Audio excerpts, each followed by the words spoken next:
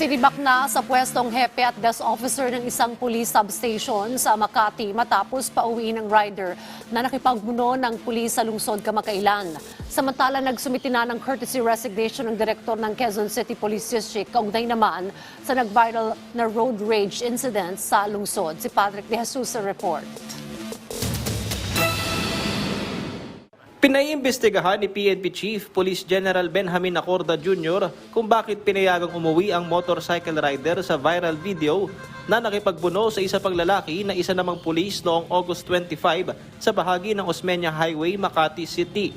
Matapos kasi ang insidente ay nagtungo sila sa Makati City Police Substation 3. Nagpaalam umano ang rider na uwi muna para kuhain ang dokumento ng kanyang baril pero hindi na ito bumalik. Nagpakilala at nagpakita pa ng mga ID ang naturang rider na miyembro ng intelligence service ng AFP. Kailangan natin malaman yon. Ano talaga yung pagkatao na yon? Kasi mere ID ang pinakita sa atin kung anong klaseng ID yon. And for a police officer na para i-release yun, for just presenting a mere ID, I think medyo further queries should be, or more questions should be answered. Bakit ganun lang kadali? Parang hindi naman official ID yung pinapakita or hindi naman ID ng AFP. So, marami pang katanungan. Sinibak naman na sa pwesto ang hepe ng Makati City Police Substation 3 dahil dito maging ang desk officer na naka-duty nang pinayagang umuwi ang rider at sasampahan sila ng kasong administratibo. Samantala, naghain ng courtesy resignation si Police Brigadier General Nicolas Torre III bilang direktor ng Quezon City Police District. Kasunod na naging puna sa kanya ng publiko patungkol sa press conference na nag-viral na motorista na si Wilfredo Gonzales matapos manakit at nagkasapa ng baril sa nakaalitang siklista. Ayon kay Torre, ito ay para bigyang daan ng gagawing investigasyon at matiyak na wala siyang magiging impluensya rito. Inako rin niyang responsibilidad sa nangyaring press con. Gayunman, iginiit ni Torre na hindi niya pinoprotektahan si Gonzales na isa ring dating pulis. I am sensitive to the sentiments of the people.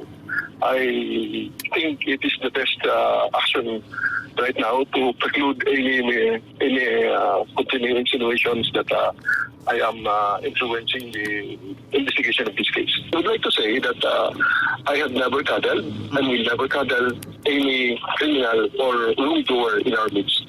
As a police officer, I am sworn to protect and uphold the rule of law. Sabi naman ni PNP Chief General Acorda, pag-aaralan muna niya ang pagbibitiw ni Torre dahil hindi rin naman anya naging biro ang mga accomplishment nito bilang QCPD Chief. Kakausapin ni Acorda si DILG Secretary Benhur Abalos at Quezon City Mayor Joy Belmonte patungkol dito. I have to talk with him muna.